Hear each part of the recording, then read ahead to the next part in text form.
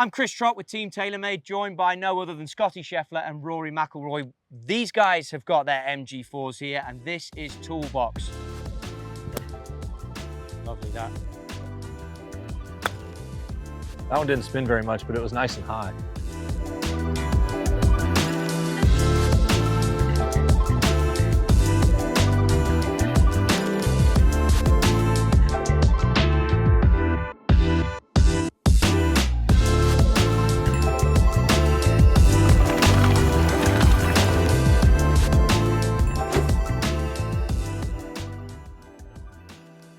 Rory, I think it's only right we start with you. We're going to go to that flag. Does this look a little familiar to you?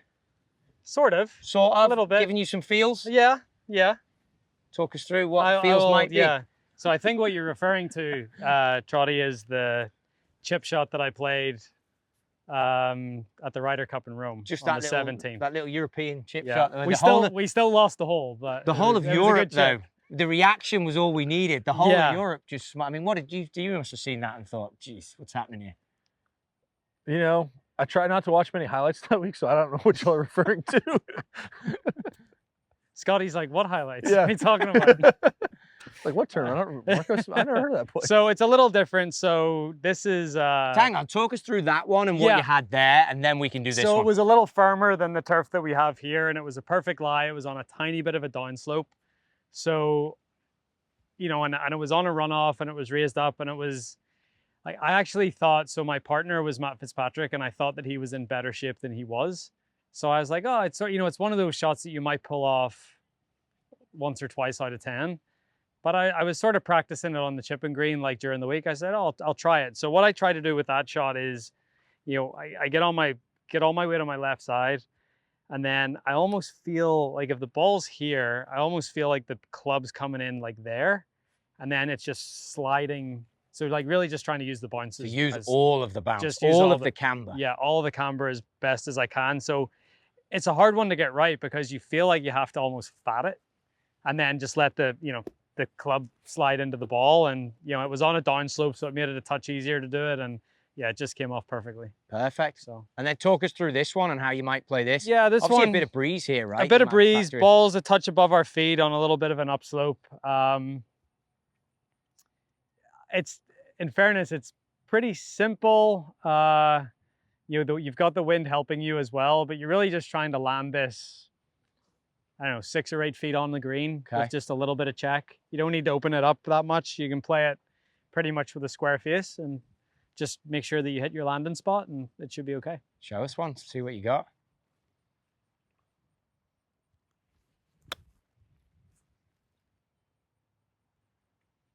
So that's pretty straightforward. Flew it a chip shot. bit far, but How much does your weight distribution change from like if you're on a tiny downslope versus more of a normal pitch shot? Because downslope, you're saying just going with the slope, yeah. Where this is more, I'd say I'm pretty level here, and I'm not back on it, but I'm still trying to sort of go with the slope and just, I feel like I try to chip quite shallow, so I just try to let the club sort of go with the slope a little bit.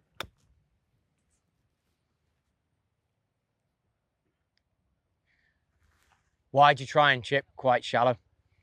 I think it just guarantees a strike better. I think when you get steep on it, you can get it, you know, that leading edge can dig into the ground pretty easily, or you can get a little thin, or so being shallow to me, I feel like I can control my low point so much better when I'm shallow. So Scotty, step in there, mate. Back, white flag. And feel free, boys, to talk about questions and how you'd see this, but different flights, play us like a low one, a mid one, and a high one, and what you would change. what I would change. So like on this shot, I see low. Pretty simply, just because there's a downslope and then there's an upslope. Any of these? So No, what club are you I don't holding think on to? What loft? I got 60 right now. Okay, and you're still seeing low because there's different slopes. Carry on. Yeah, because it gives me a ton of room for error. That's kind of what I look for in chip shots. Like the shot Rory was hitting, like you noticed how he kind of tried to land it in the middle of the downslope. Whereas if he lands a little short, it's still downslope, and he carries a little further, it lands in the flat, and then he can get it to stop. Yeah. And so like on this shot, I'll only see low just because I feel like I can drive it in there. So to hit it low, it's pretty simple. I just keep the ball back And then I actually like to feel kind of what Rory was talking about, where I'm shallower on my chips. But then when it comes time to really hit it, I end up just kind of like just doing whatever. But I like to practice the feeling of being shallow. I like shallow, like the feeling of shallow with like a long right arm going back, not like hinging it, but just sort of feel like, yeah, like sort of what you do there. Yeah, like one of the ways I like to practice at home is getting in some kind of grosser stuff and trying to not take a lot of the turf out, just so you can practice being shallow. And if you're practicing, I mean, there's no bad grass around here, but if you practice on bad stuff, when you go to the good stuff, it becomes a lot easier. Yeah. But like a shot like this, I'm just putting the ball back in my stance. This one looks like I need to get a little bit of run, so I'll probably draw it a tiny bit. That's pretty much it.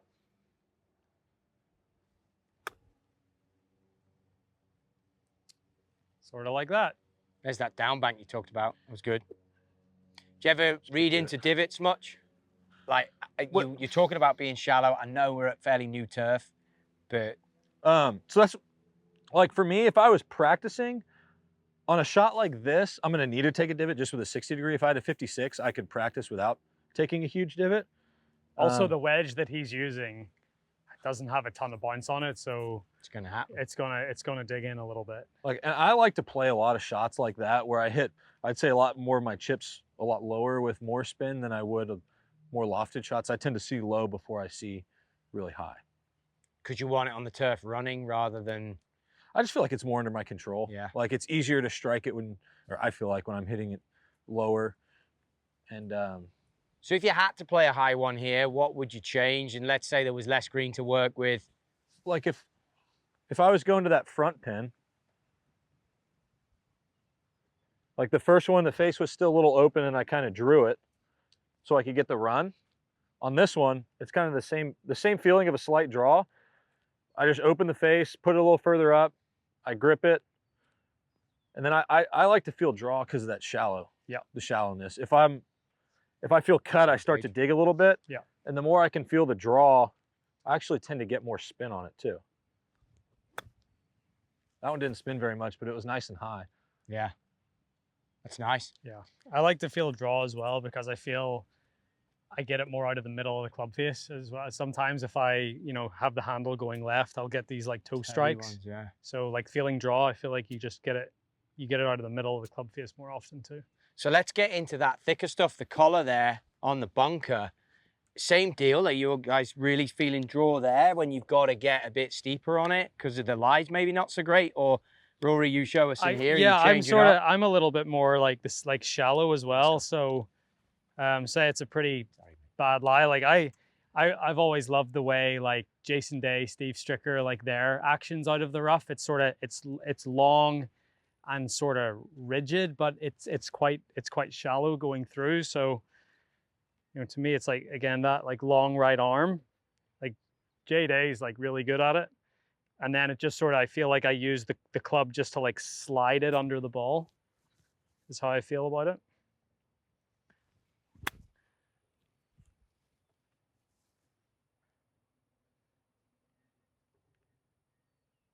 So again, I don't like to get too steep.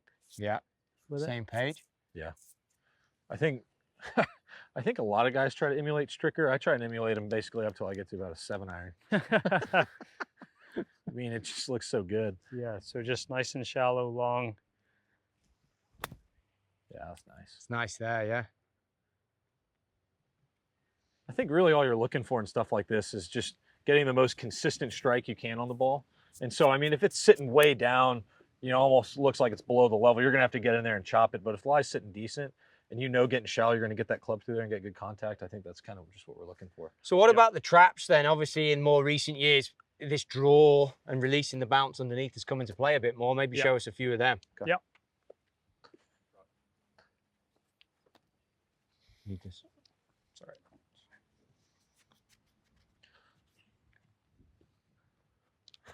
I think it's funny when we try to describe what we do and then you hit it and it might look totally different. But I still like that feeling of the hook because all I'm really trying to do is get that under the ball. Just get the bounce under the ball and just get the ball up in the air. And the more effectively you use the bounce, the easier it is to play out of the bunker. It's a pretty simple principle, really. So do you ever worry about the release, or is it all just, look, get the bounce under, once it's gone, it's gone? Mine, How I do you try change to, heights of shots? I was about to say, I try to set up in the appropriate position. So from there, I'm just trying to get that club basically under the ball. So if I'm hitting just a normal bunker shot, ball's up, I always open it before I grip it. Yeah. I never like to grip it normal and try and open it because your hands are typically going to return. So I set it open, grip it, good solid base, weight left, and then I'm basically just trying to feel like I'm taking the club back and then throwing that bounce under the ball and trying to get it to go out. But if I look from this angle, like, you're quite square to it, but with the face open. So is it a feeling of path? It's all path. Okay. Like, path is what they take. Because if you think about it, the club isn't actually making contact with the ball. The club is making contact with the sand, and it's the sand that's bringing the ball out of the bunker. So it's all about the interaction of the club and the sand, not really the club and the ball. So you guys are so deep on path, like, you're all talking, both of you are talking draws on everything.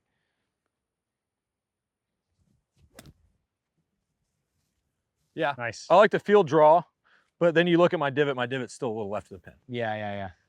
Yeah.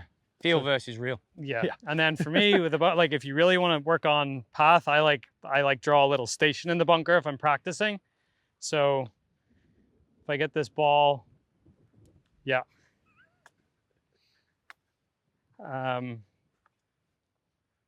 So say where my target line is at this red one.